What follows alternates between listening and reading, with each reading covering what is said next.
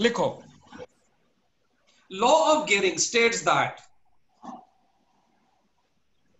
law of Gehring states that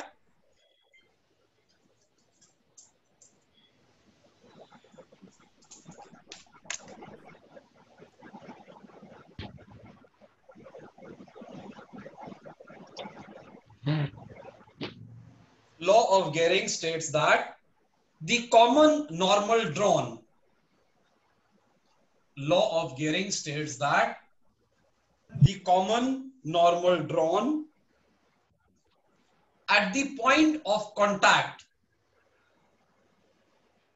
law of Gehring states that the common normal drawn at the point of contact of the two gear profile, of the two gear profile must always pass through, must always pass through a fixed point, must always pass through a fixed point, bracket में लिखो, that is pitch point, that is pitch point,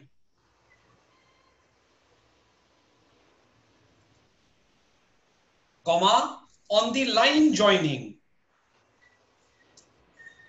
on the line joining the center of the two gears,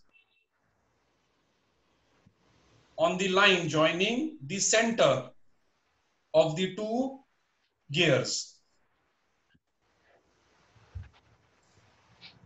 हाँ, इधर देखो, अब बहुत ध्यान से देखो, अगर आपने ये समझा तो ये डेरिवेशन बहुत इजी है। पहले मैं आपको इसको डायग्राम को ड्रॉ करने की ट्रिक सिखाता हूं। पेपर में आपको ये डायग्राम ड्रॉ करना पड़ेगा, उसमें आप कंफ्यूज नहीं होना। तरीका देखो, सबसे पहले यहां पे एक पॉइंट लो O2। ए भाई सारे जने म्यूट करो, पीछे से डिस्टर्बेंस आ रही है किसी की, आप म्यूट करो।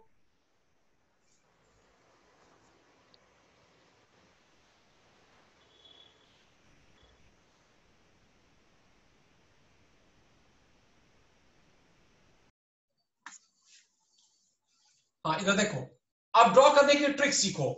सबसे पहले आप O2 पॉइंट लो, एक वर्टिकल लाइन नीचे खींच के लाओ, इधर एक पॉइंट को नाम दो O1। अब कहीं पे आप मार्क कर लो पिच पॉइंट, ये हो गया P, इसका मतलब ये है O1P, ये हुआ O2P।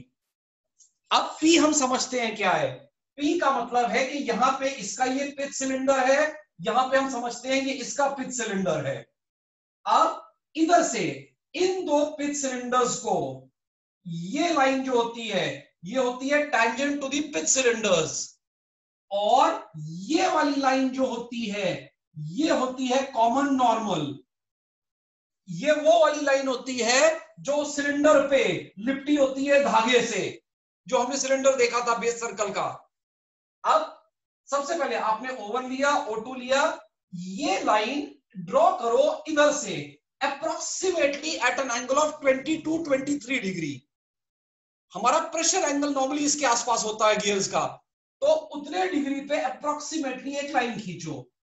अब क्या करो, इधर से ड्रॉ करने का तरीका देखो, अब इधर से इस पे एक परपेंडिकुलर लाइन खींचो, इधर से इस पे एक परपेंडिकुलर लाइन खींचो, इस पॉइंट को नाम दो M, इधर से इस पे एक परपेंडिकुलर लाइन खींचो, इस पॉइंट को नाम दो N, ये इसके परपेंडिकुलर है। ये एक्चुअल में उस बेस सर्कल पे जो लाइन जाके टच कर रही होती है, उस बेस सर्कल पे जो लाइन टच हो रही होती है, ये वो दो पॉइंट्स हैं। अब ध्यान से देखो, यहां पे एक पॉइंट मार्क करो जहां से दोनों का से कॉन्टैक्ट स्टार्ट हो रहा है, या जहां पे कॉन्टैक्ट है। अब यहां से इसका मतलब एक बॉडी का शेप, एक बॉडी का शेप यहां से इसको टच कर रहा है, यानी इधर से एक रैंडम सी ऐसी बॉडी ड्रॉ कर दो इस तरह से। दूसरी बॉडी इसको यहां पे टच कर रही है, तो दूसरी बॉडी का शेप रैंडम ऐसा यहां से ड्रॉ कर दो।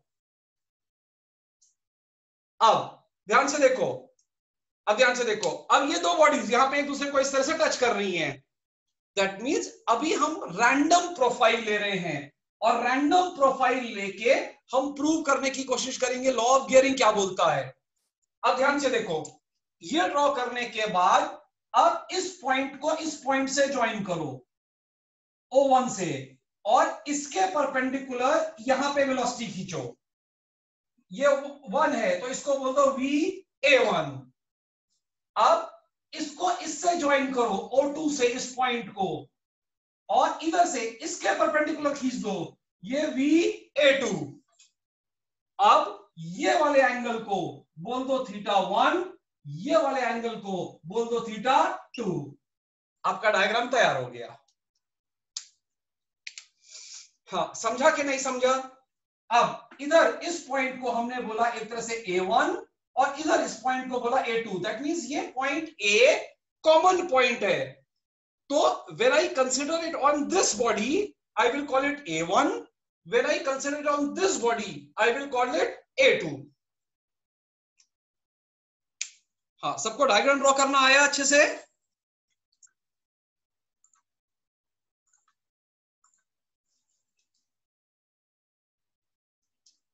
हाँ सर। डायग्राम ड्रॉ करने की ट्रिक समझी? फिर से बताते हैं। नहीं, फिर से नहीं बता सकते अभी, फिर छोड़ते हैं। हाँ, आगे लिखते हैं। अब आगे लिखो। अब यानी ये डेरिवेशन करने के लिए सबसे पहले आप डायग्राम करेक्ट ड्रॉ करने चाहिए, नहीं तो आप यहां वेलोसिटीज को रिजॉल्व नहीं कर पाएंगे। लिखो नेक्स्ट लाइन में, नेक्स्ट लाइन में, law of gearing is that condition, law of gearing is that condition which must be satisfied. Law of gearing is that condition which must be satisfied to maintain. Law of gearing is that condition which must be satisfied to maintain a constant angular velocity ratio. A constant angular velocity ratio. Full stop. हाँ, इधर देखो, अब इधर देखो, basically हमें क्या prove करना है? हमें प्रूव करना है दैट ω1 अपॉन ω2 इज कांस्टेंट। ध्यान से देखो, इसका मतलब क्या है? अब ये मेरा सपोज इनपुट है, यानी ये मेरा इनपुट गियर है जहां से मोशन आने वाला है, और मैं इस गियर पे मोशन ट्रांसमिट करने वाला हूं। तो मैं 1 को तो कांस्टेंट एंगुलर वेलोसिटी से घुमा सकता हूं, यानी मैंने किसी एक मोटर से या किसी फिक्स चीज से अटैच किया जो कांस्टेंट एंगुलर वेलोसिटी से घूम रही है, तो 1 तो मेरा कांस्टेंट से घूमेगा, यानी 1 मेरा कांस्टेंट है। मेरा एम है कि ये जो 2 की एंगुलर वेलोसिटी है ये कांस्टेंट हो। अगर ये कांस्टेंट होगी तो इसका मतलब है कि जो कंडीशन है वो सेटिस्फाई हो रही है, तभी ये रोटेट कर रहा है विद कांस्टेंट एंगुलर वेलोसिटी। यानी किसी भी गियर अरेंजमेंट में ये हमारा एम होता है कि जो आउटपुट गियर है, यानी जिस पे ट्रांसमिट हो रहा है मोशन, वो रोटेट करना चाहिए with constant angular velocity. So we have to prove that ω1 upon ω2 is constant. अब ध्यान से देखो, अब इस सिस्टम में ये पिच पॉइंट जो है ये अपनी जगह से नहीं हिलने वाला, क्योंकि हमें पता है कि ये पिच पॉइंट वो पॉइंट है जहां पे इन दोनों के पिच सिलेंडर्स जो सिलेंडर्स हैं वो टच कर रहे हैं। यानी हम क्या करेंगे, लॉ ऑफ गियरिंग में प्रूव करने की कोशिश करेंगे that ω1 upon ω2 is equal to O2P upon O1P। अब ये O2P distance is going to remain constant. This O1P distance is going to remain constant, क्योंकि ये तो उन पिच सिलेंडर्स का टच पॉइंट है. अगर हमने मैथमेटिकली ये प्रूव कर दिया तो ऑटोमेटिकली हम कह सकेंगे कि ω2 will be constant. That means mathematically for law of gearing to be satisfied, we have to prove that ω1 upon ω2 is constant, which we will prove as O2P upon O1T, O1P. लिखो लिखो. Mathematically, law of gearing means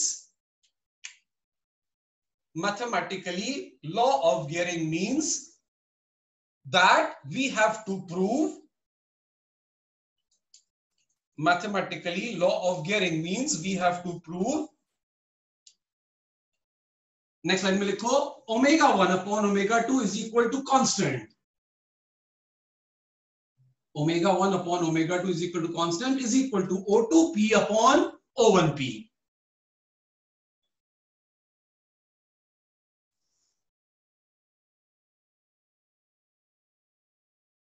हाँ, अब लिखना नहीं, पहले समझना. मैं board पे पूरा लिख के एक्सप्लेन करता हूं, आप पहले समझो. कोई डाउट हो तो मेरे को पूछो. सबसे पहले हमें एक बेसिक फॉर्मूला पता है. इधर देखो, हमें एक बेसिक फॉर्मूला पता है, वो होता है V is equal to R omega. ये एक बेसिक फॉर्मूला मुझे पता है, V is equal to R omega. अब ध्यान से देखो, अगर मैं A पॉइंट को कंसिडर करता हूं 1 पे, यानी A1, तो मैं बोल सकता हूं velocity of point A1 will be equal to O1 A1 into ω1. इस फॉर्मूले की मदद से. इसी तरह से मैं लिख सकता हूं VA2 will be equal to, अब VA2 मतलब वही पॉइंट है, लेकिन अब मैं इस गियर पे कंसीडर कर रहा हूं, तो इस गियर पे VA2 के हिसाब से will be O2 A2 into ω2. और जो VA1 है उसकी वेलोसिटी की डायरेक्शन O1 A1 के परपेंडिकुलर होगी, और VA2 जो है उसकी वेलोसिटी की डायरेक्शन O2 A2 के परपेंडिकुलर होगी. तो मैंने लिख लिया VA1 और VA2. हाँ, ये समझा मैंने यहां तक लिखा जो? हाँ, ये लिख के लो बेसिक फॉर्मूला, ये दोनों लिख के लो.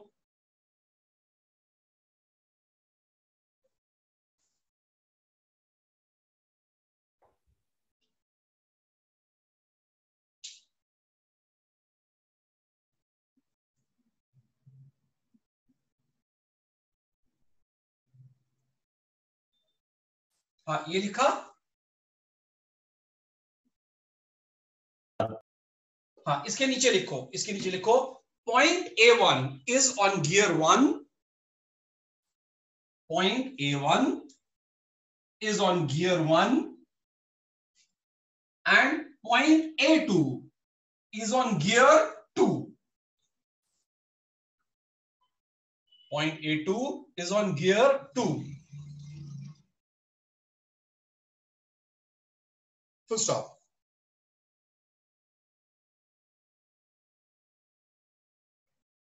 Full stop. हाँ, अब नेक्स्ट लाइन में लिखो. अब नेक्स्ट लाइन में जो हम लाइन लिख रहे हैं ये सबसे इंपॉर्टेंट है. ये लॉजिक है गियर्स का. लिखो, to have continuous contact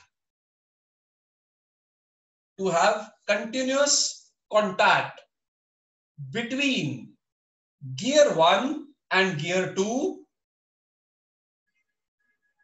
to have continuous contact between gear 1 and gear 2, the velocity components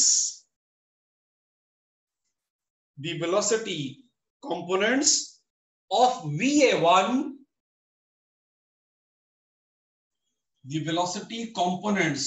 VA1, and VA2 of VA1 and VA2 along the common normal. Along the common normal must be same. Along the common normal must be same.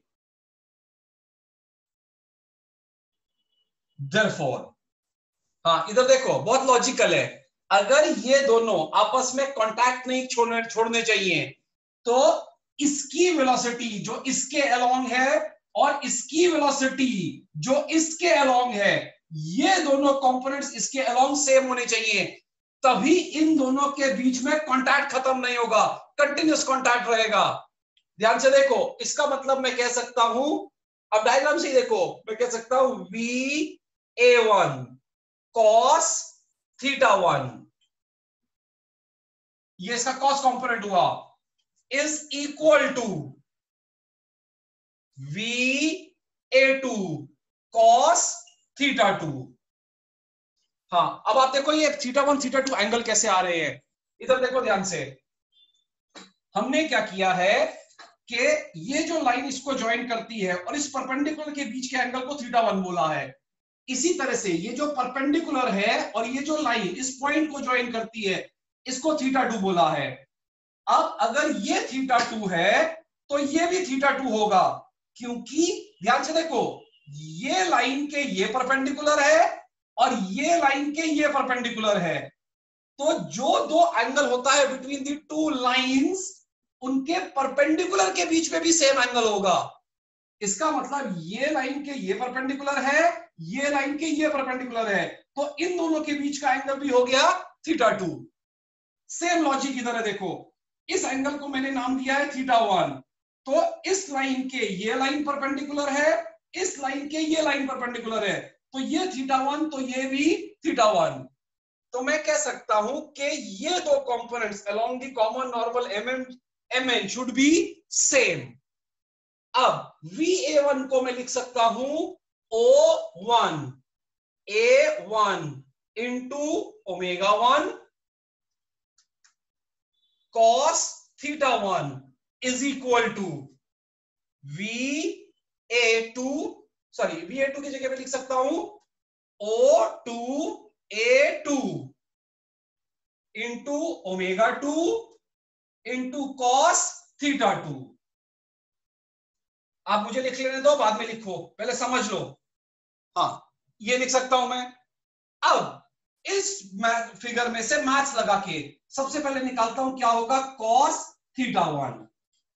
हाँ अब ये triangle में देखो, ये triangle में cos θ1 क्या होगा, cos क्या होता है, बेस अपॉन हाइपोटेन्यूज, तो बेस कौन हुआ ये, यानी ये हुआ O1m अपॉन हाइपोटेन्यूज ये हुआ, तो ये हुआ upon O1A1 base upon hypotenuse. इसी तरह से मैं बोल सकता हूं cos θ2 क्या होगा, अब cos θ2 के लिए ये वाला ट्राइंगल, अब इसमें बेस कौन हुआ O2n अपॉन हाइपोटेन्यूज क्या हुआ इस केस में O2A2। हाँ अब यहां पे पुट कर देता हूं cos θ1 और cos θ2 की वैल्यू। ध्यान से देखो cos θ1, अरे समझ रहा ना सर, कॉस ही लेना है सर। हाँ सिर्फ cos लेना है इसमें। पहले इस डेरिवेशन में दो पार्ट है, पहले हम प्रूव कर रहे हैं लॉ ऑफ गियरिंग, तो इसको cos लिया ना हमने, रिजॉल्व किया।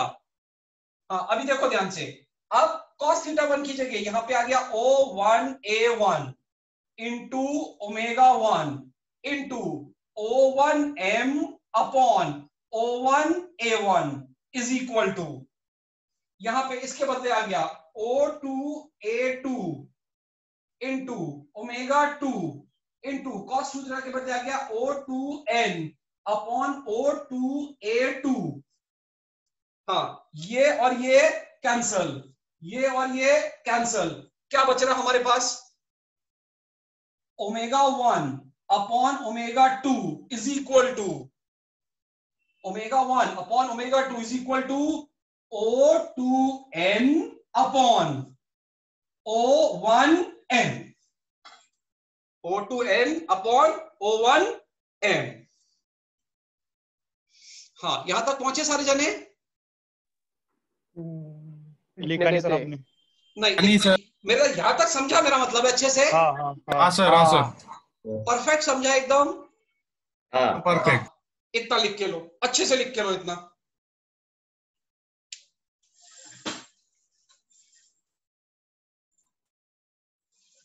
हाँ, अब आगे देखते हैं, अब बहुत ध्यान से आगे देखते हैं। हम यहां तक पहुंच गए हैं।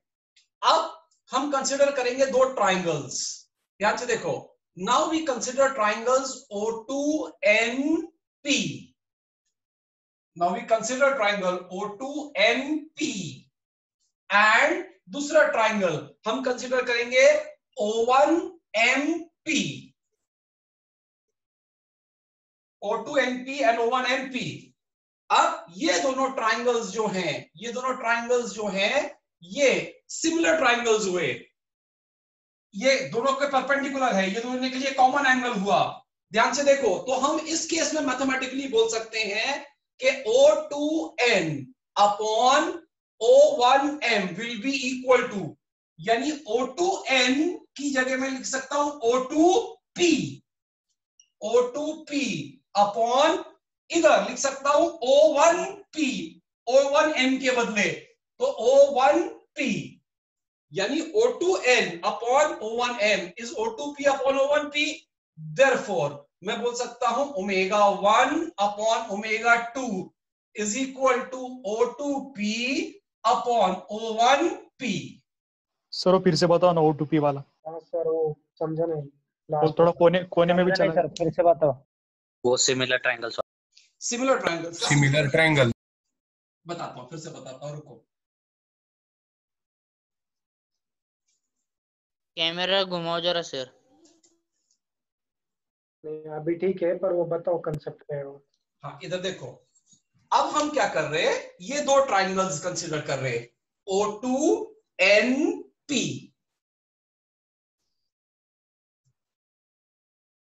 और दूसरा कर रहे हैं O1MP। अरे दिखा? हाँ हाँ सर।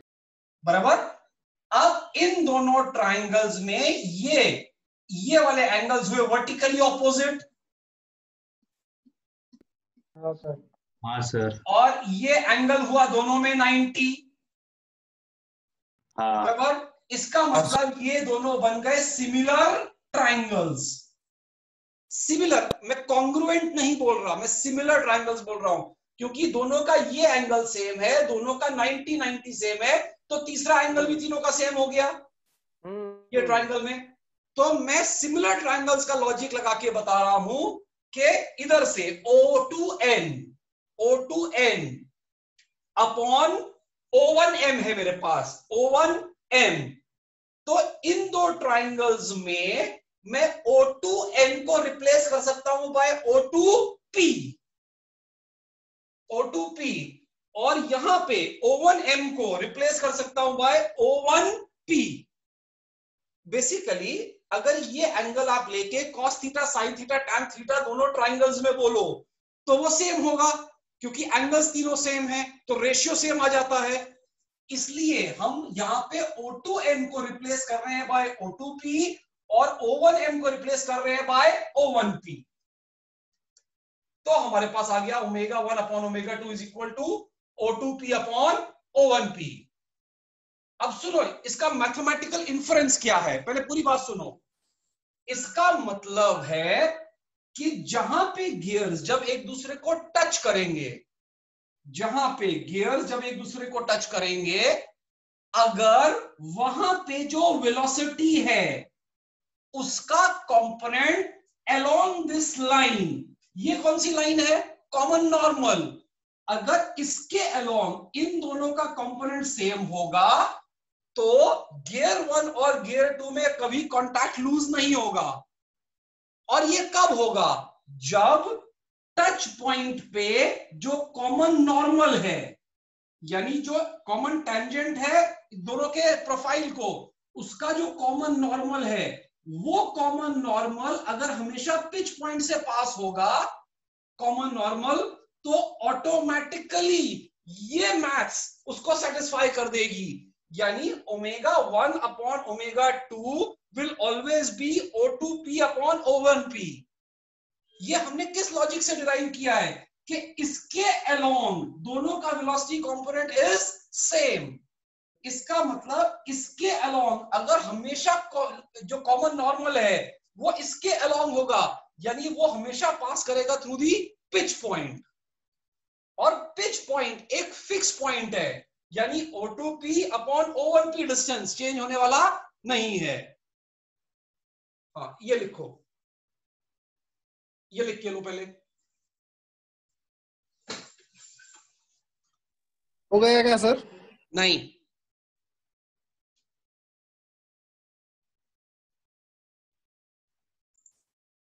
हाँ अब यही चीज इधर देखो, ये डायग्राम में समझते। इधर देखो हमारा पूरा आगे जो सॉल्व करने वाले हैं इसी लॉजिक पे बेस्ड है। ये देखो यहां पे ये पॉइंट जो है, ये पॉइंट, इस पॉइंट को हमने नाम दिया है m। हाँ इधर मेरी बात सुनो, मैं आपको पूरे न्यूमेरिकल्स नेमिंग से करवाने वाला हूं, तो आपको नेमिंग समझ में आनी चाहिए। यहां पे ये पॉइंट को हमने नाम दिया है n, यानी इस गियर के डायग्राम में ये पॉइंट m है, ये पॉइंट n है। अब हमने इस पॉइंट से परपेंडिकुलर ड्रॉ किया है और गियर के सेंटर तक ज्वाइन किया है। एक मिनट,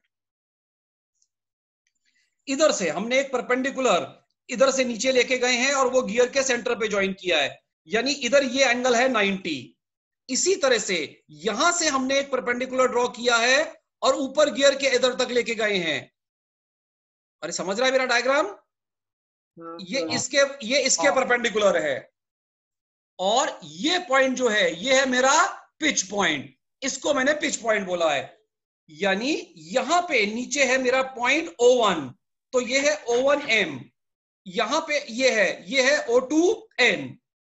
अब सपोज यहां से कांटेक्ट स्टार्ट हुआ, हमने वीडियो में देखा हुआ है जैसे यहां से कांटेक्ट स्टार्ट होता है, तो मैंने जहां से कांटेक्ट स्टार्ट हुआ ये कांटेक्ट पॉइंट है, मैंने इधर का गियर का शेप इधर से कुछ ऐसा बना लिया, ऐसी रैंडम कोई मैंने शेप सेलेक्ट कर लिया इधर, और इधर से ऊपर से मैंने दूसरे गियर का शेप ऐसा बना लिया, ये ऐसा, और ये ऊपर की तरफ है गियर। अब मैं आपको वापस डायग्राम की कंस्ट्रक्शन बता रहा हूं।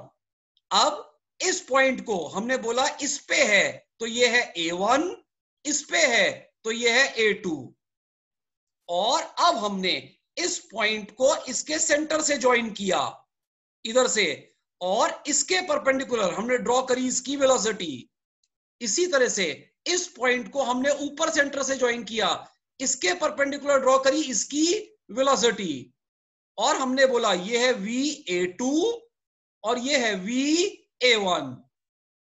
एंड अब हमने बोला कांटेक्ट लूज नहीं होने के लिए ये जो कॉमन नॉर्मल है, ये कॉमन नॉर्मल वेलोसिटी के कंपोनेंट्स इस कॉमन नॉर्मल के अलोंग सेम होने चाहिए।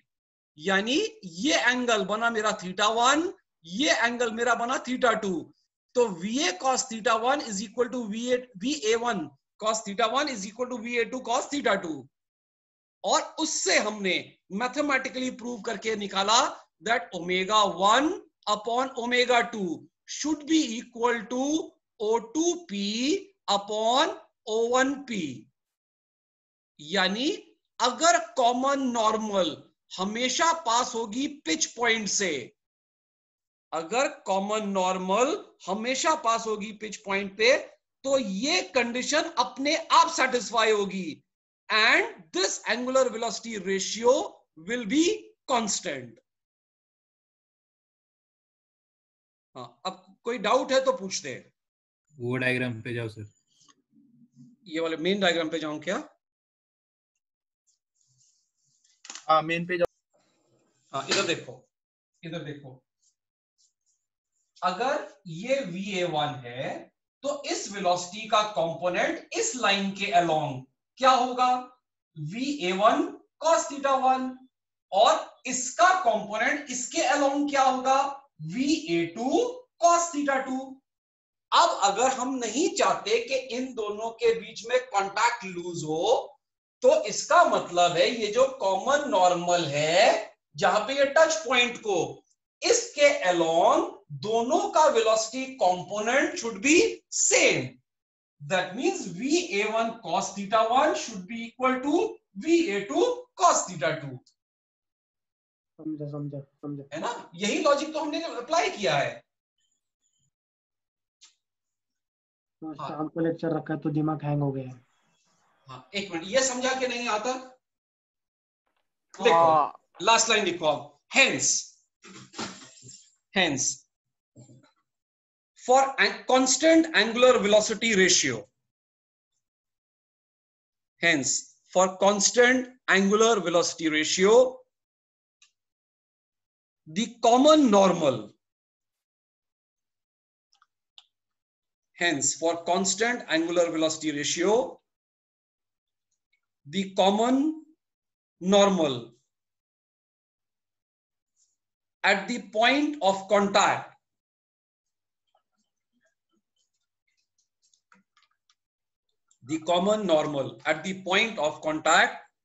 must always pass through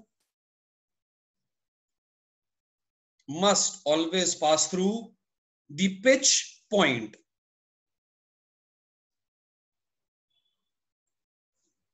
Must always pass through the pitch point. Full stop. इतना छोड़ रहे क्या अभी? वेलोसिटी लिखो स्लाइडिंग वेलोसिटी बिटवीन गियर्स. नया टॉपिक है इसी में यही इस डेरिवेशन में दो पार्ट हैं. First part law of gearing है, दूसरा निकालनी है what is sliding velocity between gears. तो नेक्स्ट हेडिंग हम दे रहे हैं sliding velocity between gears. Sliding velocity between gears. लिखो the velocity of sliding, the velocity of sliding is the velocity of one tooth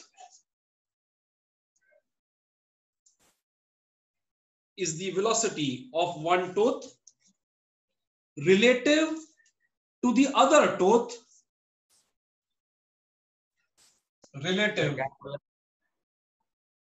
the velocity of sliding is the velocity of one tooth relative to the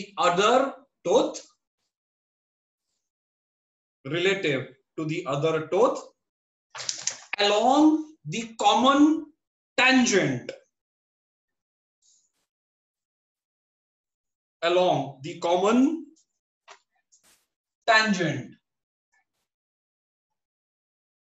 full stop. हाँ, इधर देखो, इसका derivation का part अगले lecture में कराता हूं, सिर्फ इधर स्टार्ट सुनो. अब इस वेलोसिटी के जो कॉमन नॉर्मल के अलोंग है, ये कंपोनेंट्स ये इंश्योर कर रहे हैं कि इनके बीच में कांटेक्ट लूज ना हो. और दूसरा कंपोनेंट जो है इन वेलोसिटीज का, वो इस कॉमन नॉर्मल के परपेंडिकुलर वाला है. यानी अगर मैं इस कॉमन नॉर्मल को इधर एक परपेंडिकुलर ड्रॉ करूं ऐसा, तो ये वेलोसिटी का इस डायरेक्शन में जो कंपोनेंट है वो है कि कितनी हो रही है इन दोनों गियर्स के बीच में स्लाइडिंग. जिस तरह से ये कंपोनेंट दोनों का कांटेक्ट लूज नहीं होने दे रहा है, ये वाला कंपोनेंट इन दोनों गियर्स को एक दूसरे पे स्लाइड करवा रहा है. तो मैं कह सकता हूं, ध्यान से देखना, बस अब स्टार्ट इक्वेशन लिखवाता हूं, अगली बार हम सब्स्टिट्यूट कर लेंगे. तो मैं कह सकता हूं कि V स्लाइडिंग यानी the sliding velocity between these two gears will be, अब इन दोनों वेलोसिटीज का कंपोनेंट इसके अलोंग, तो ये होगा VA2 sign θ2 minus VA1 sin θ1। यानी मैंने VA2 का ये वाला कंपोनेंट कॉस था तो ये वाला कंपोनेंट हुआ साइन, इसी तरह से ये वाला कॉस था इसके अलोंग तो ये वाला हुआ साइन। और हम रिलेटिव की बात कर रहे हैं, ये इन दोनों के बीच की रिलेटिव वेलोसिटी है इसमें, तो V sliding becomes VA2 sin θ2 minus VA1 sin θ1। अब सेम स्टोरी, दोनों का साइन कंपोनेंट एक ही है ना? हाँ दोनों का साइन कंपोनेंट, दोनों का साइन कंपोनेंट इस डायरेक्शन में। पहले हमने, आप एक बात समझो ना, इसमें वेलोसिटी के दो कंपोनेंट्स होंगे, एक कॉमन नॉर्मल के अलोंग और एक कॉमन नॉर्मल के परपेंडिकुलर। जो कंपोनेंट कॉमन नॉर्मल के अलोंग है वो इन दोनों को अलग नहीं होने दे रहा, इसलिए हमने उनको इक्वेट किया। और जो कंपोनेंट कॉमन नॉर्मल के परपेंडिकुलर है वो कंपोनेंट है जो इन दोनों के बीच में स्लाइडिंग ऑकर करवा रहा है। गियर्स जब एक दूसरे को मोशन ट्रांसमिट करते हैं तो उनमें दो तरह की चीजें एक साथ होती हैं, उनमें स्लाइडिंग भी होती है और ट्रांसफर भी हो रहा है मोशन एक से दूसरे पे। मोशन ट्रांसफर जो हो रहा है वो हो रहा है because of the common normal के कंपोनेंट्स की वजह से, और स्लाइडिंग जो हो रही है वो कॉमन टेंजेंट पे जो कंपोनेंट्स है उनकी वजह से। तो V स्लाइडिंग ये बन जाएगी। अब अगली क्लास में बस हम VA2 और sin θ2 इस डायग्राम में से पुट करेंगे। जैसे हमने ये वाली मैथ्स लगाई, अब सिर्फ हमें इसमें मैथ्स लगानी है, और मैथ्स अप्लाई करके हमारे पास फॉर्मूला आ जाएगा V sliding will be equal to AP into ω1 plus ω2। ये लिख लो।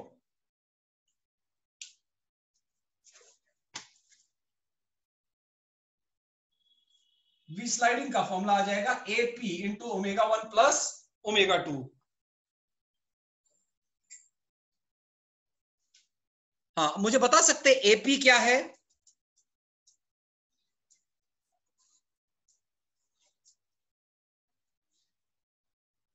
Path of approach. नहीं, वो तो पूरे का हुआ। AP है टच पॉइंट से पिच पॉइंट तक का डिस्टेंस। AP जो है वो टच पॉइंट से पिच पॉइंट तक का डिस्टेंस है। That distance multiplied by ω1 plus ω2 is the velocity of sliding। हाँ, अगर ये बात समझी हो तो मेरी बात ध्यान से सुनना।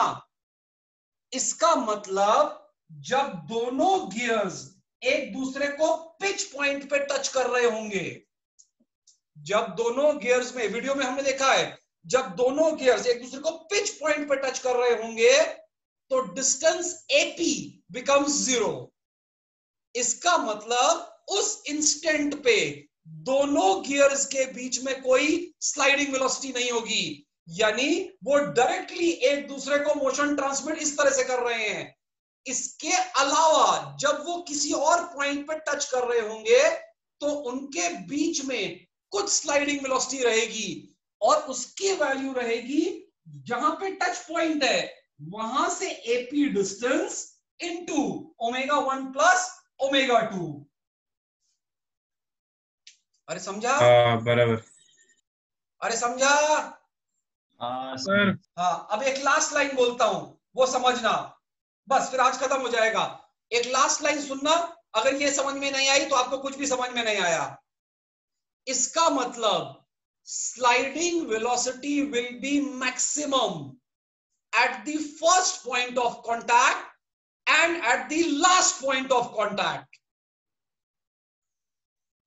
समझा बराबर बराबर बराबर समझा ना sir. Sliding velocity will be maximum at the first point of contact and at the last point of contact, because दोनों जगहों पे distance AP will be maximum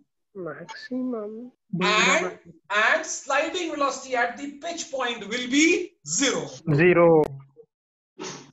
समझा सर, छोड़ा अभी। With this we are done for the day। हाँ, दोनों logic आज के समझे? हाँ सर। लॉ ऑफ गियरिंग और स्लाइडिंग वेलोसिटी दोनों के लॉजिक समझे? हाँ समझा